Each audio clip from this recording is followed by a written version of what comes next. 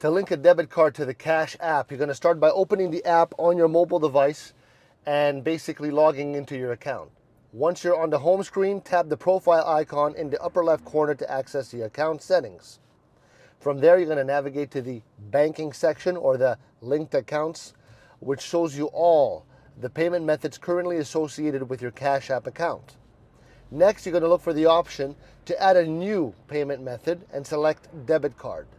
You will be prompted to enter your debit card information such as the credit card number, expiration date, CVV code, and billing address. You're going to be sure to enter the details correctly to avoid any errors, all right?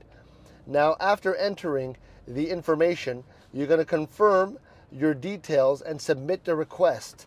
Cash App may require you to verify the information, which can involve receiving a small charge or a verification code from your bank.